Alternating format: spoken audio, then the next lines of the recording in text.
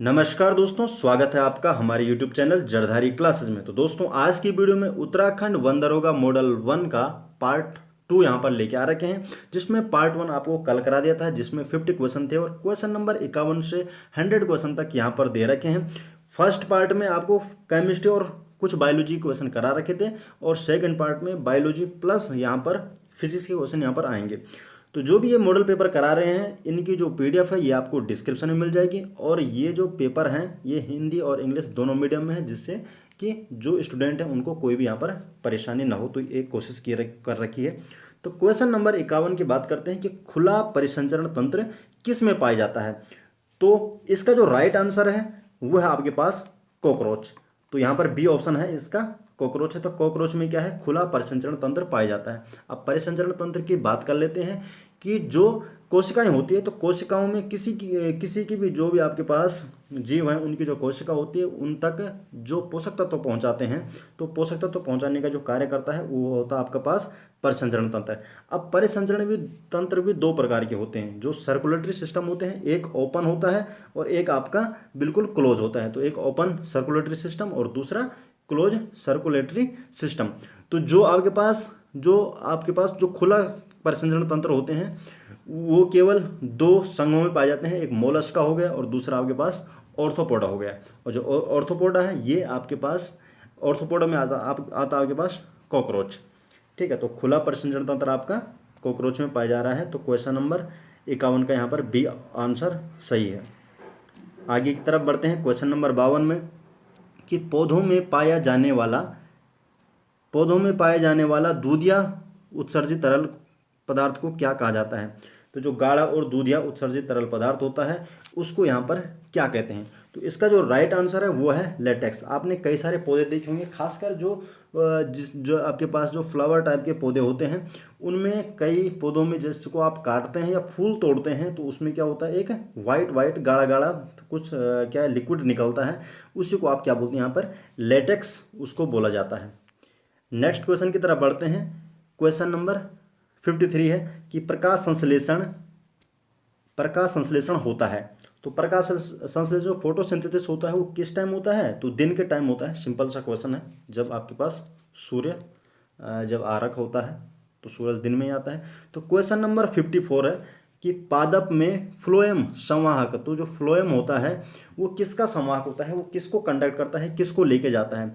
तो वो किसको ले जाएगा यहाँ पर, तो 54 का है ए ऑप्शन है, जो भोजन होता है, भोजन को लेके जाता है आपका फ्लोएम।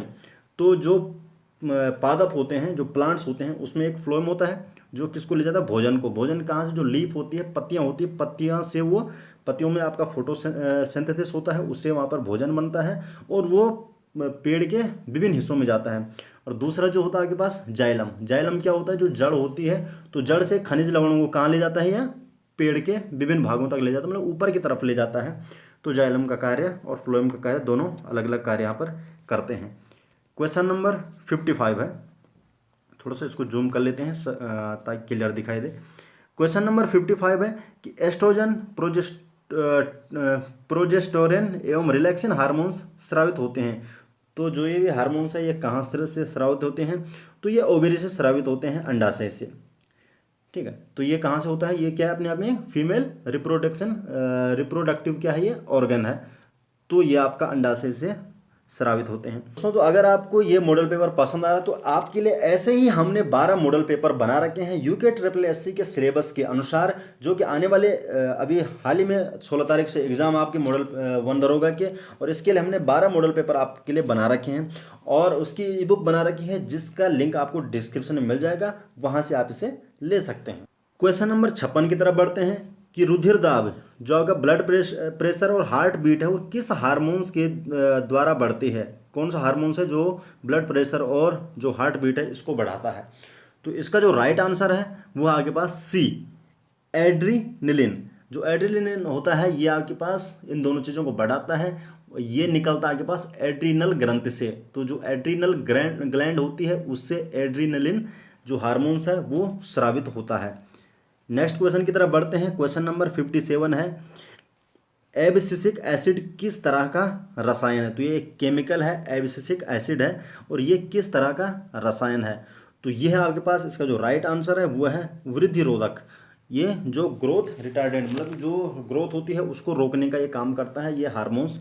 और अगर बात करें तो ये किस में पाए जाएंगे, प्लांट्स में पाए जाएंगे, क्योंकि यहाँ पर जो आपको दिख रहे हैं ऑक्सिन, जिब्रेलिन, साइटोकाइनिन, ये सारे के सारे कहाँ पाए जाते हैं, ये अपने आप में क्या है, एक हार्मोन्स है, और ये पाए जाते हैं प्लांट्स में।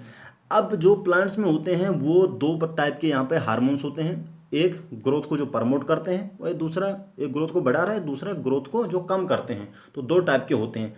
अब जो ग्रोथ प्रमोटर होते हैं, जो ग्रोथ को प्रमोट करते हैं, वो ये तीनों होते हैं, ऑक्सिन, जिब्रेलिन और साइटोकाइनिन। तो ये तीनों क्या करते हैं, जो प्लांट होते हैं उसके ग्रोथ को बढ़ाते हैं। और जो ये चौथा वाला तो बोले तो वृद्धि रोधक है, वो कौन सा है, एबिसिसिस, जो यहाँ पर पूछा गया है। तो ये क्या करता है, जो ग्रोथ है उसको कम करता है।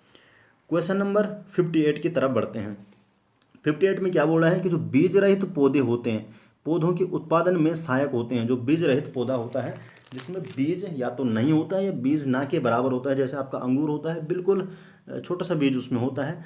तो इसमें बीज रहित पौधे के उत्पादन में सहायक कौन होता है, ये क्वेश्चन पूछा जा रहा है। तो इसके लिए डी ऑप्शन इसका सही है, ऑक्सिन और जिब्रेलिन इसके लिए दोनों सहायक होते हैं जो बीज रहित पौधे होते हैं। ठीक है, तो बीज रहित पौधों के उत्पादन में ऑक्सिन और जिब्रेलिन, ये दोनों ही हार्मोन्स उत्तरदायी होते हैं, इन दोनों में ये सहायक होते हैं। क्वेश्चन नंबर 59 है, खाद्य पदार्थों का पौधों में स्थानांतरण का मुख्य रूप कौन सा है।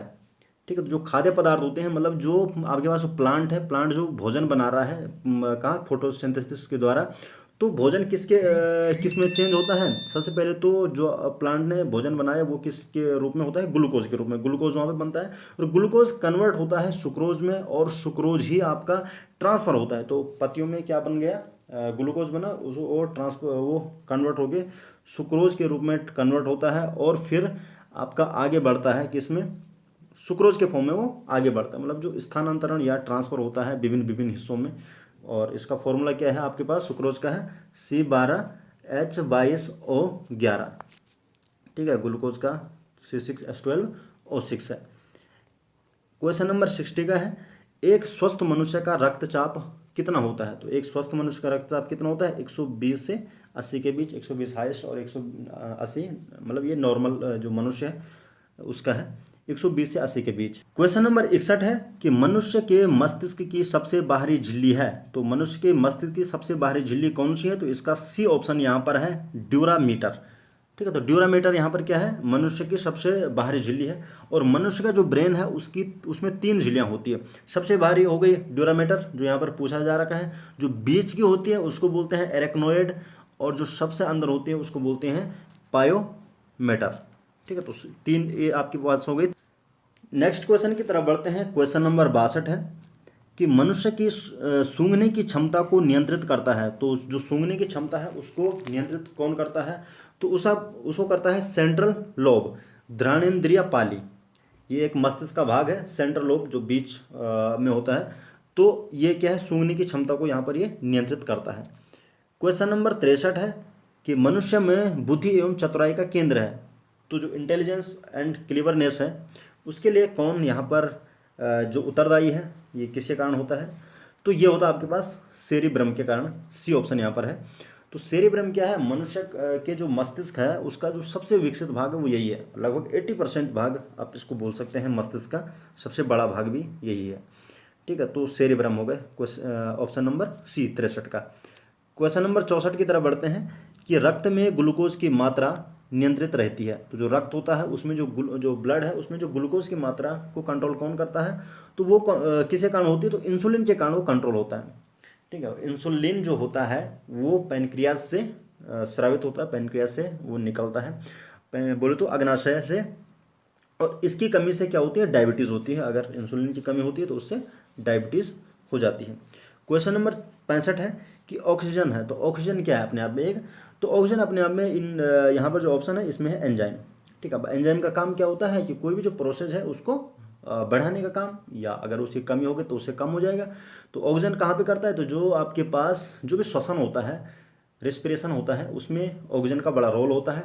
इसी की प्रेजेंस में जो आपके पास फूड होता है, फूड का ब्रेक डाउन होता है। जो सेल के द्वारा, सेल में क्या होता है, फूड का ब्रेक डाउन होता है जिससे एनर्जी रिलीज होती है। तो अगर ऑक्सीजन की कमी या ज़्यादा होगी तो उससे वहाँ पर फर्क पड़ेगा। तो इसलिए क्या है, ऑक्सीजन अपने आप में क्या है, एंजाइम है। नेक्स्ट की तरफ बढ़ते हैं। क्वेश्चन नंबर 66 है, तो बायोलॉजी का ये आपका लास्ट क्वेश्चन है, उसके बाद आपकी फिजिक्स आ जाएगी कि जैव प्रक्रम के अंतर्गत कौन आता है। जो बायोलॉजिकल प्रोसेस है तो इसमें क्या क्या आती है, सारी चीज़ें आती है। पोषण भी आता है, उत्सर्जन भी आता है, श्वसन भी आता है। तो जो भी क्या है, जीवन को चलाने की जो भी प्रोसेस है वो आपका जैव प्रक्रम हो गया।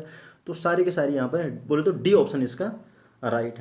दोस्तों तो अगर आपको ये मॉडल पेपर पसंद आ रहा है तो आपके लिए ऐसे ही हमने 12 मॉडल पेपर बना रखे हैं यूके ट्रिपल एससी के सिलेबस के अनुसार, जो कि आने वाले अभी हाल ही में 16 तारीख से एग्जाम आपके मॉडल 1 दरोगा के, और इसके लिए हमने 12 मॉडल पेपर आपके लिए बना रखे हैं और उसकी ई बुक बना रखी है जिसका लिंक आपको डिस्क्रिप्शन में मिल जाएगा, वहाँ से आप इसे ले सकते हैं। अब बात करते हैं क्वेश्चन नंबर 67 की है कि वक्र पथ पर चलते हुए कण द्वारा समान समय अंतराल में समान दूरी, ठीक है, सेम टाइम इंटरवल में फिक्स डिस्टेंस, बोले तो सेम डिस्टेंस तय कर रहा है, तो कण की जो गति है वो कैसी होगी। तो कण की गति कैसी होगी भाई, समान समय में समान दूरी तय कर रहा है, तो इसका मतलब उसकी जो कांस्टेंट स्पीड है उसकी, बोले तो स्पीड चाल उसकी कांस्टेंट होगी। तो ए ऑप्शन इसका राइट हो जाएगा, ये समान चाल की गति है ये। क्वेश्चन नंबर 68 है कि किसी कण का स्थित सदिश होता है प्रेक्षक से कण तक की। तो जो पोजीशन वेक्टर है, पोजीशन वेक्टर आपके पास जो ऑब्जर्वर है, ऑब्जर्वर से हम पोजीशन वेक्टर, किसी भी ऑब्जर्वर का पोजीशन वेक्टर कैसे मेजर करते हैं, तो आप क्या करते हैं, एक कोऑर्डिनेट लेते हैं। कोऑर्डिनेट से सपोज ऑब्जर्वर यहाँ पे है, तो जो इसके ओरिजिन है, ओरिजिन पॉइंट से यहाँ की सीधा जो आपके पास स्ट्रेट लाइन है, तो बोले तो सीधी या सरल रेखा दूरी, ये ऑप्शन इसका हो जाएगा। तो क्वेश्चन नंबर 68 का ए ऑप्शन हो जाएगा। तो जो सदिश होगा वो अपने आप में एक सीधी रेखा होती है। क्वेश्चन नंबर 59 की बात करते हैं कि कण का विस्थापन है। तो जो डिस्प्लेसमेंट क्या होता है, किसी भी कण का डिस्प्लेसमेंट क्या होता है, उसके फर्स्ट और लास्ट पॉइंट के बीच की जो स्ट्रेट लाइन है, बोले तो सीधी रेखा है, उसी को आप बोलते हैं विस्थापन। तो बोले तो ए ऑप्शन है। अब क्योंकि डिस्प्लेसमेंट अपने आप में क्या है, एक बोले तो वेक्टर क्वांटिटी है, तो वेक्टर क्वांटिटी है, तो जो बी ऑप्शन है वो नहीं होगा, क्योंकि ये बोल रहा है कि अंतिम बिंदु और लास्ट पॉइंट और फर्स्ट पॉइंट के बीच की डिस्टेंस, तो बोले तो डिस्टेंस सेम हो गई, लेकिन यहाँ पर क्या है, वेक्टर है तो डायरेक्शन की भी जरूरी हो जाती है। तो ए ऑप्शन इसका सही हो जाएगा।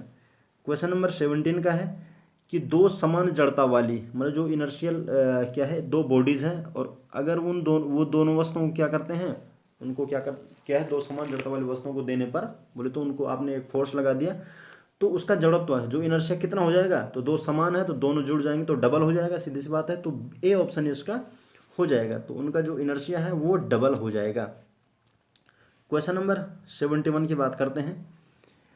कोई अचर बल, एक आपका कांस्टेंट फोर्स है, तो फोर्स आपने कांस्टेंट दे रखा है 0.6 kg मास के, ये आपका मास दे रखा है। किसी जो आपका ऑब्जेक्ट है 0.08 मीटर पर सेकंड के जो एक्सेलरेशन है उत्पन्न करता है, तो बल का जो परिणाम होगा वो कितना होगा, तो बल इक्वल टू हो गया आपके पास F इक्वल टू ma, तो इन दोनों गुणा हो जाएगा 0.6 और 0.08, तो 48, तो ए ऑप्शन इसका हो जाएगा 0.048, तो 71 का ए ऑप्शन हो जाएगा। क्वेश्चन नंबर 72 है किसी m द्रव्यमान की वस्तु, m आपके पास मास है और वेलोसिटी है v, तो संवेग पूछा है p पूछा है, तो p इक्वल टू क्या होता है, m भी होता है, तो इसका मतलब डी ऑप्शन इसका राइट हो जाएगा। तो 72 का यहाँ पर डी ऑप्शन सही है। क्वेश्चन नंबर 73 है कि विराम से मुक्त रूप से गिरते हुए पिंड द्वारा तय की गई दूरी समानुपाती होती है। तो अगर कोई वस्तु क्या है, आपने छत से किसी वस्तु को छोड़ दिया, तो अपने आप क्या कर रही है, फ्री फॉल हो रही है, तो जो डिस्टेंस कवर होगी वो किसके प्रपोर्शन होगी, तो किसके प्रपोर्शन होगी, तो डिस्टेंस का फॉर्मूला है आपके पास एस इक्वल टू, क्योंकि विराम अवस्था है तो जो मोशन का आपके पास क्या है, जो second motion equation of motion है S equal to UT plus half A square. तो विराम से मुक्त रूप से गिर रही है तो फ्री फॉल करिए, तो इनिशियल वेलोसिटी 0 है u, तो ये वाला पद 0 हो जाएगा। तो जो s है वो किसके प्रपोर्शन में है, गिरने के समय के वर्ग, जो टाइम है उसके स्क्वायर के, क्योंकि ए आपका क्या है यहाँ पर कांस्टेंट है, एक मतलब बोले तो जी ग्रेविटी का जो मान है 9.8, तो एस इज प्रपोर्शन टू क्या हो जाएगा, टी स्क्वायर हो जाएगा। तो बोले तो डी ऑप्शन यहाँ पर सही हो जाएगा। क्वेश्चन नंबर 74 है कि कोई पिंड 39.2 मीटर की ऊंचाई से मुक्त रूप से गिर रहा है, तो ये फ्री फॉल कर रहा है 39.2 मीटर की कोई छत है या हाइट से गिर रहा है 2 सेकंड, 2 सेकंड बाद जो वेलोसिटी होगी वो क्या होगी। तो भाई हाइट से यहाँ पर कोई मतलब नहीं, वो हाइट 39.2 हो या 49.2 है, उससे कोई फर्क नहीं पड़ता है। हाँ, क्योंकि यहाँ पे टाइम बोला कि 2 सेकंड बाद वेलोसिटी बोल रहा है, तो आप यहाँ पर क्या कर देंगे, यहाँ पर भी आप जो फॉर्मूला है उसको आप लगाएंगे इक्वेशन मोशन वन का, v=u+at। तो क्योंकि शुरुआत में है तो u आपका 0 हो जाएगा, a का मान कितना हो जाएगा, a बराबर आपका है 9.8, ठीक है, और इंटू 2 सेकेंड, t=2 है, तो 9.2 इंटू 2 आपका हो जाएगा 19.6 मीटर पर सेकेंड। तो 74 का बी ऑप्शन यहाँ पर सही हो जाएगा, क्वेश्चन नंबर 74 का। ठीक है, क्वेश्चन नंबर 75 तो अब है सेकेंड 75। यदि पत्थर को किसी मकान की छत से मुक्त रूप से गिराते हुए जमीन तक पहुंचने में 4 सेकंड का समय लगता है, तो मकान की हाइट यहाँ पर पूछ रहा है कि मकान की हाइट कितनी होगी, 75 पूछ रहा है।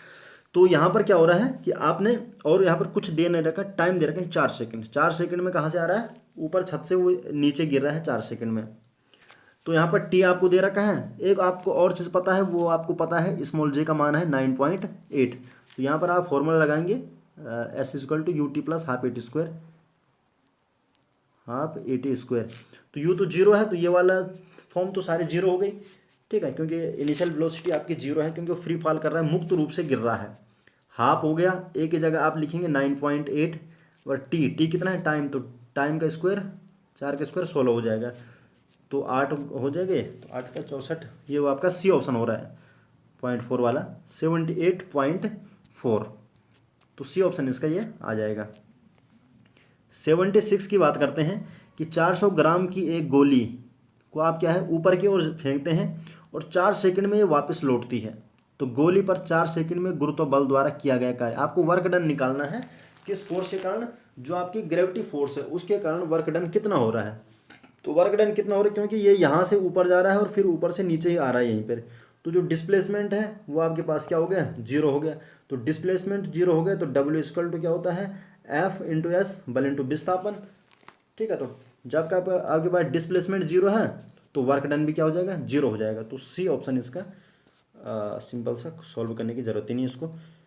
77 है कि किसी पिंड पर लगने वाला जो बल है, किसी ऑब्जेक्ट पे आप फोर्स लगा रहे हैं तो उसके द्वारा जो वर्क होता है वो कैसे कैसे होगा। तो इसका ऑप्शन है डी, पॉजिटिव भी होता है, नेगेटिव होता है और 0 वर्क भी होता है। तो 0 का एग्जाम्पल तो अभी भी आ गया 76 क्वेश्चन में। पॉजिटिव वर्क का मतलब क्या है कि अगर आप किसी ऑब्जेक्ट को एक फोर्स लगाया आपने, और जिस डायरेक्शन में आपने फोर्स लगाया अगर उसी डायरेक्शन में डिस्प्लेसमेंट भी होता है, या 90 डिग्री से कम के बीच अगर ये होता है, आपने फोर्स 0 90 के बीच कहीं भी लगाया और उसी डायरेक्शन में क्या है आपके पास डिस्प्लेसमेंट पे होता है, तो ये जो वर्क होगा ये पॉजिटिव होगा। दोनों सेम डायरेक्शन, आप ये समझ सकते हैं।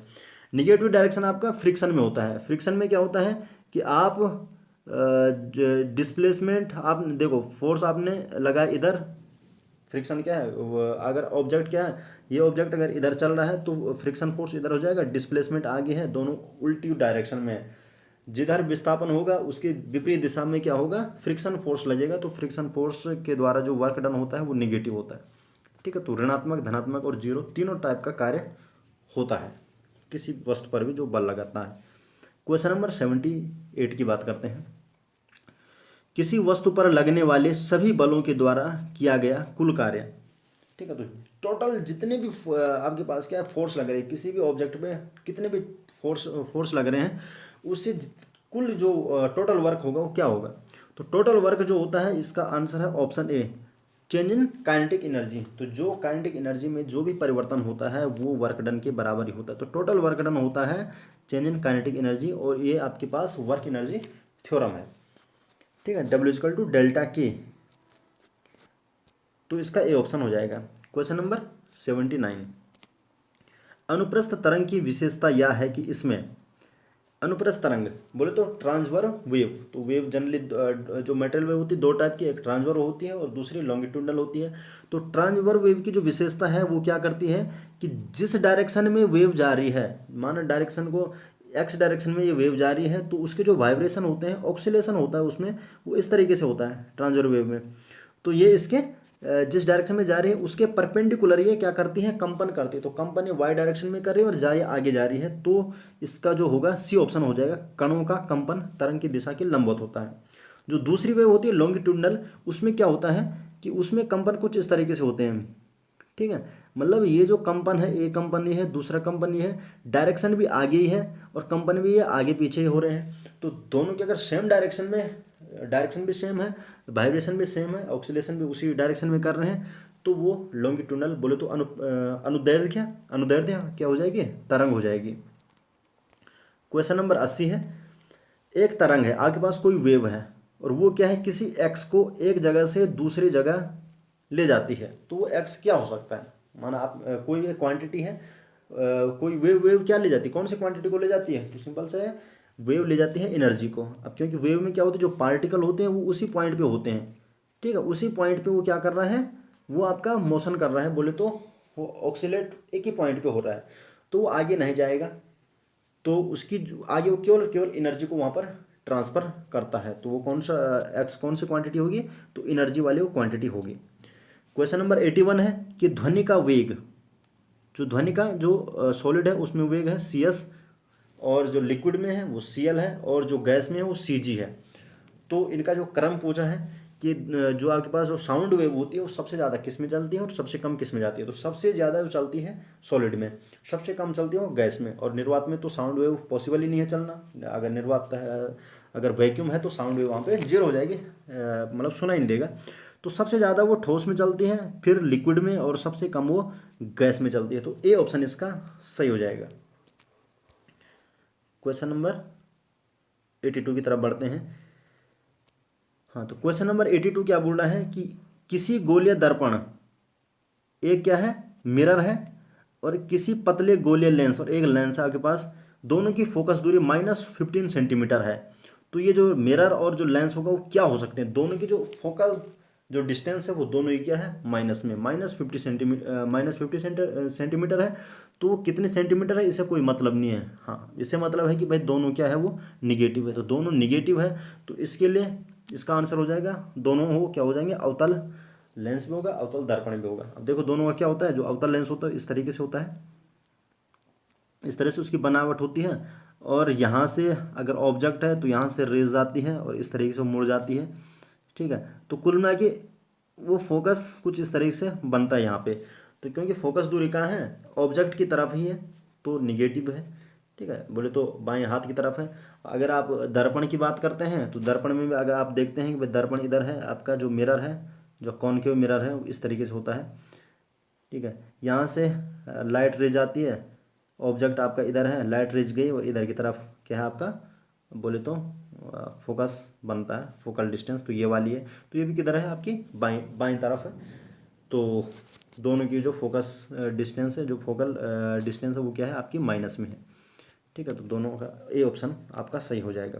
क्वेश्चन नंबर 83 है कि किसी माध्यम के अपवर्तनांक का मान होता है तो जो रिफ्रैक्टिव इंडेक्स होगा वो कितना होता है। तो इसका ये फॉर्मूला है, स्नेल लॉ है, तो कौन सा है, ए ऑप्शन है, साइन आई बटे साइन आर। आई बोले तो जो आप क्या करिए, इंसिडेंट करिए कोई भी रेज, और आर आपकी जो बाहर रिफ्लेक्टिव हो रही है, दूसरे आपका क्या है, एक माध्यम है, एक पहला फर्स्ट मीडियम में है, इंसिडेंट आई, और यहाँ से वो इस तरीके से कहीं आगे निकलती है।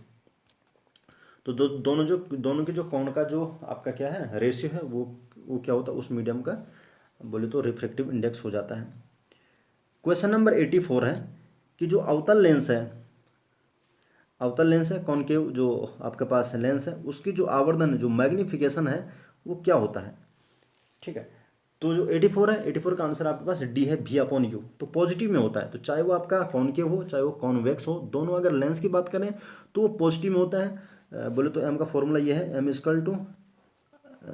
I/, इमेज अपॉन ऑब्जेक्ट बराबर V/U।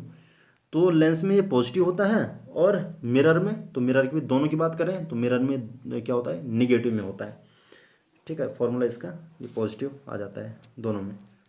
क्वेश्चन नंबर 85 है कि आँख की पुतली किस प्रकार कार्य करती है। तो जो आँख की पुतली है, ठीक है, जो पुतली होती है यहाँ पर, वो किस प्रकार कार्य करती है। तो ये आपकी करती है वेरिएबल गेट की भांति, ठीक है। वो एक गेट की पुतली गेट की तरह कार्य करती हैं, जो वेरिएबल हो सकती है। माना अगर लाइट बहुत ज़्यादा है तो हमारी आंखें अपने आप बंद होने लग जाती हैं, अगर अंधेरा है तो आंखें वहाँ पे अपने आप खुलने लग जाती है। तो ये परिवर्ती द्वारक की भांति काम करती है पुतली। तो ये पुतली का ही काम है। कॉर्निया के पीछे एक संरचना होती है। कॉर्निया के पीछे क्या है, एक संरचना है, उसको क्या बोलते हैं, तो उसको बोलते हैं आइरिस, बोलते हैं उसको परितारिका। ठीक है। तो कॉर्निया के पीछे जो होता है वो परितारिका होती है, और ये अपने आप में एक वृत्ताकार होती है। उसका काम क्या है, इसका काम ही क्या है, जो पुतली है, ये पुतली के आकार को कम या ज़्यादा करने का काम इसी का है।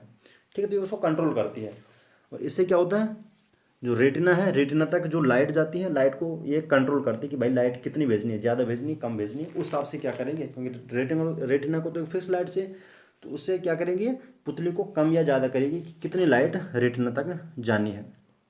तो ये क्या काम किसका है, परितारिका जो आइरिस का ही काम है कि वो पुतली को छोटा या बड़ा करे। क्वेश्चन नंबर 87 की तरफ बढ़ते हैं कि निकट दृष्टि दोष उत्पन्न होने का क्या कारण है। अब देखो, निकट दृष्टि दोष बोले तो कि निकट की वस्तु, बोले तो निकट का ऑब्जेक्ट सभी चीज़ें दिख रही है और दूर की चीज़ें नहीं दिख रही है। तो भाई इसका मतलब है कि जो आपके पास जो लेंस है उसकी फोकस, जो फोकल डिस्टेंस है वो क्या हो गई, कम हो गई है। तो कम हो गई, इसका मतलब उसकी जो वक्रता है, जो आपका कर्वेचर है, वो भी कम हो गया होगा। ठीक है। अब क्योंकि निकट दृष्टि दोष है, निकट की वस्तुएं दिख रही है और दूर की वस्तुएं नहीं दिख रही, इसका मतलब जो हमारी आंख है उसमें क्या है, जो दूर से प्रकाश आने वाला है वो उसके कॉर्निया तक नहीं पहुंच रहा है, बल्कि कहीं बीच तक ही आ रहा है, हमारी आंख तक, पूरा जहां तक हमें पिक्चर दिखती है वहां पे नहीं पहुंच रही है। ठीक है। तो इसके लिए ये आपका निकट दृष्टि दोष हो गया। इसका मतलब है फोकस दूरी कम हो गई, वक्रता त्रिज्या घट जाना, अर्थात बी ऑप्शन है। तो इसके लिए हम क्या करेंगे, एक कॉनकेव अवतल लेंस लगाएंगे, और ये क्या करेगा, इसकी फोकस दूरी को थोड़ा सा बढ़ा देगा। ठीक है। तो इसका यहाँ पर बी ऑप्शन। और अगर दूर दृष्टि दोष होता है तो दूर दृष्टि में क्या होता है, दूर की वस्तु साफ दिखाई देती है और निकट की वस्तु नहीं दिखाई देती है। तो उसमें क्या होती है कि जो फोकल जो डिस्टेंस है उसकी वो ज़्यादा हो जाती है। ठीक है। तो वहाँ पर क्या लगाते हैं, उत्तल, बोले तो कॉन्वेक्स लेंस वहाँ पर लगा देते हैं।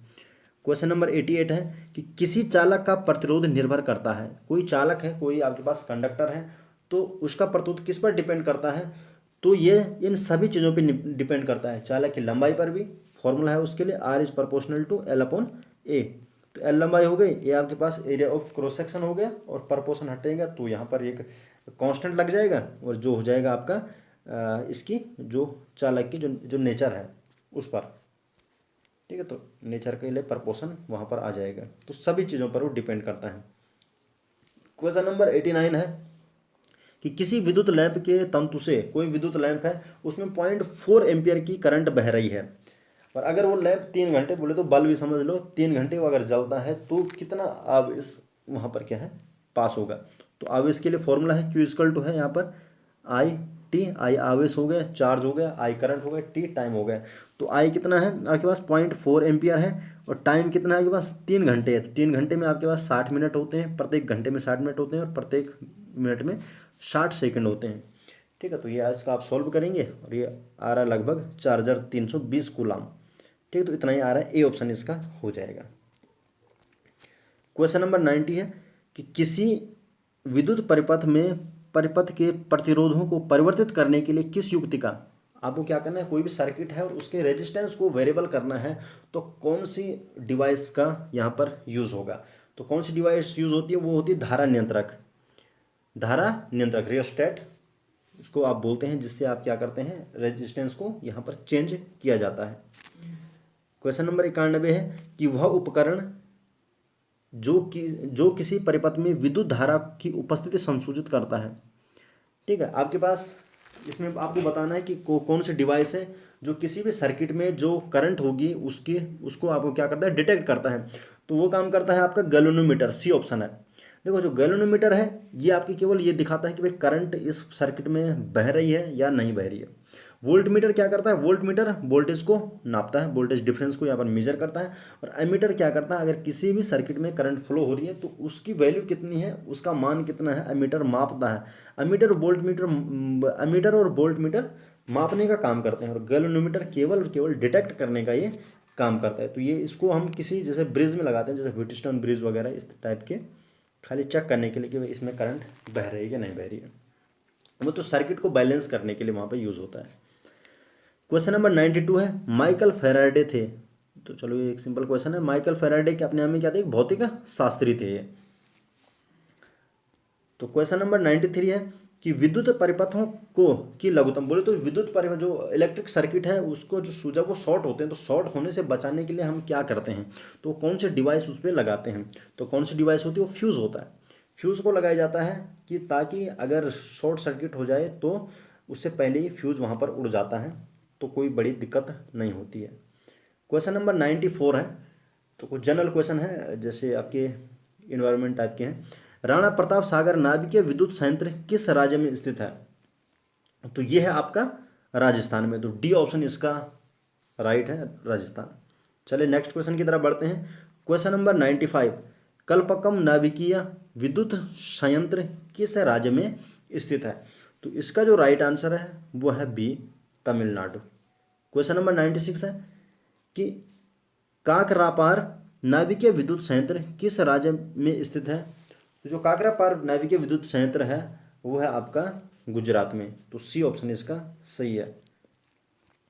क्वेश्चन नंबर 97 है, एक सेकंड, हाँ, क्वेश्चन नंबर 97 है कि निर्वात में प्रकाश की चाल, छाल हो गया, चाल है यहाँ पे, जो इसकी स्पीड है, निर्वात में प्रकाश की जो स्पीड है वो कितनी है, 3 × 10⁸ मीटर पर सेकेंड। तो ए ऑप्शन इसका राइट है।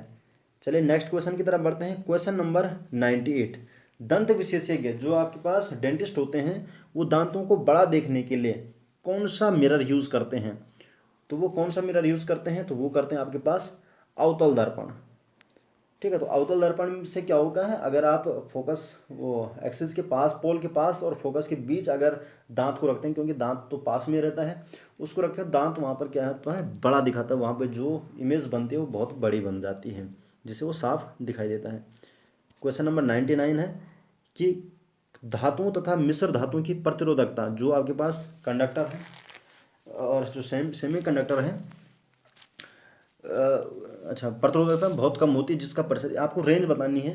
तो इसका है 10⁻, ए ऑप्शन इसका है 10⁻⁻8 ये ओम मीटर है, से 10⁻⁻6 ओम मीटर तक। क्वेश्चन नंबर 100 है, लास्ट क्वेश्चन आज का। हाँ, अर्धचालक का ताप बढ़ने पर उसका प्रतिरोध, जो अर्धचालक होते हैं, सेमी कंडक्टर होते हैं, तो अगर उसका टेम्परेचर बढ़ता है तो उसका जो प्रतिरोध होगा, तो उसका प्रतिरोध यहाँ पर क्या होता है, घट जाता है, क्योंकि टेम्परेचर बढ़ने से उसके जो एटम्स हैं वो टूट जाएंगे और वहाँ पर फ्री इलेक्ट्रॉन आ जाएंगे, जिससे क्या हो जाएगा, उसका टेम्परेचर वहाँ पर बढ़ने पर उसका प्रतिरोध घट जाएगा। तो दोस्तों मॉडल पेपर 1 आपका कंप्लीट हो गया, और ऐसे ही 12 और मॉडल पेपर आपके लिए बना रखे हमने, जिसकी जो पीडीएफ की लिंक है वो डिस्क्रिप्शन में है, आप जा सकते हैं और वहाँ से आप उसको ले सकते हैं। आशा करते हैं कि आपको वीडियो पसंद आए, और वीडियो पसंद आए तो वीडियो को लाइक कीजिए और अपने दोस्तों को इसको जरूर शेयर कीजिए।